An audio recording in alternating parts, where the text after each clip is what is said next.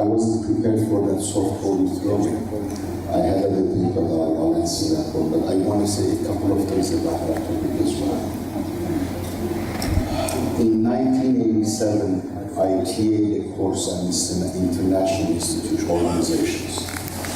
It must be a legacy of that course that, on the one hand, I think they serve a useful purpose, but I also find them totally useless when the right circumstances are not there. That is, what makes them useful is ultimately the will of their members. If the members do not have the will, then obviously the organization cannot do it.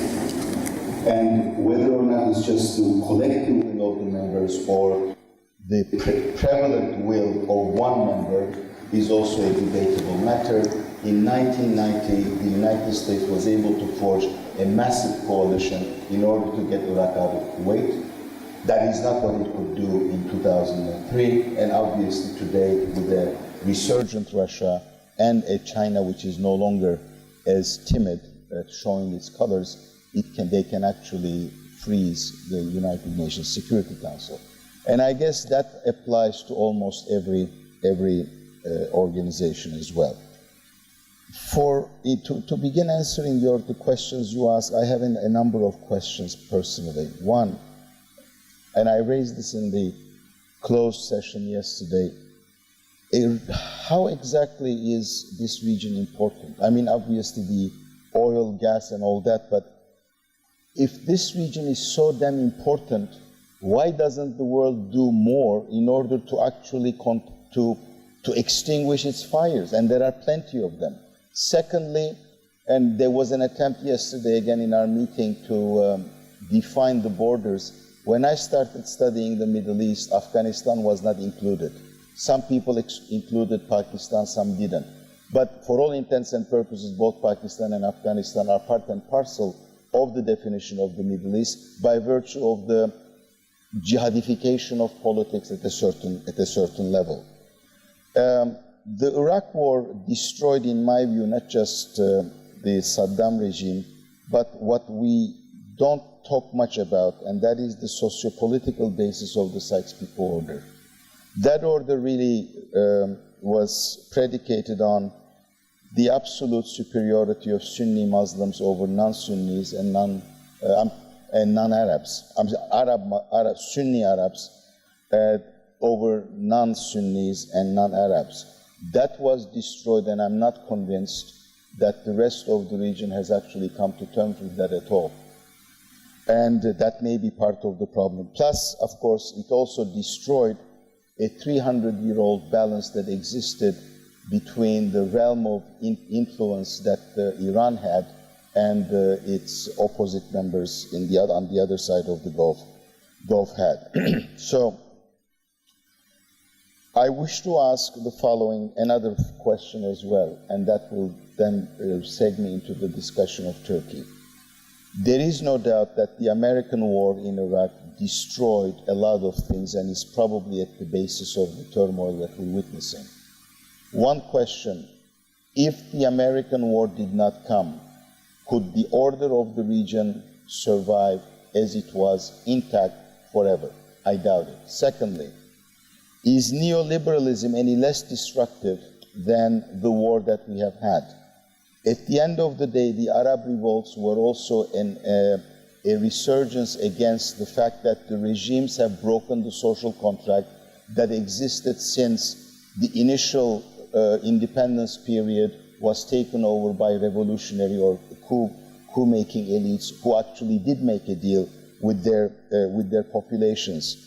Given the fact that this issue has not been resolved because counter-revolution actually succeeded, we're probably going to have more of those things, and that is way beyond the capacity of any power, regional or global, to actually contain within the region. Now, Turkey. I think Turkey, remember, one of the most important books about the colonial era in the Middle East is Elizabeth Monroe's Britain's Moment in the Middle East.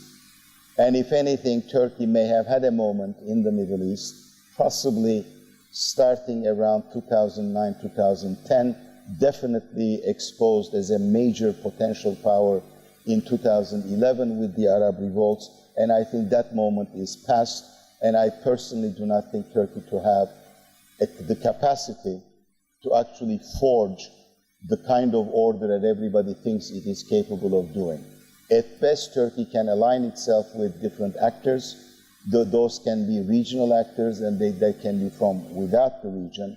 It certainly has much more capacity than many other actors, but I'm afraid, as a Turkish citizen, that Turkey's moment in the Middle East, in the way Monroe would have described the British moment in the Middle East, is over, and my assessment is it is not likely to come back.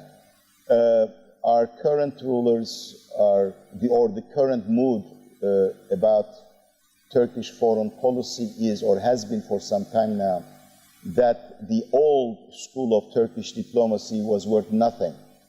Nothing is ever worth nothing, to begin with.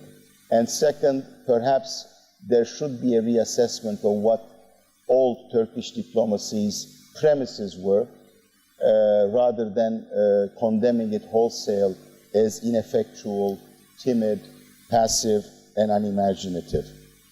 Because we've seen in the past 6 years that too much imagination is also not good for conduct of realistic foreign policies. To wrap up, I think the regional or international organizations can play a role in putting the region together only if the actors themselves have basically settled their own accounts. By the way, I also do not know how they can deal with subnational and sub-state loyalties. I deliberately do not want to use the term identity.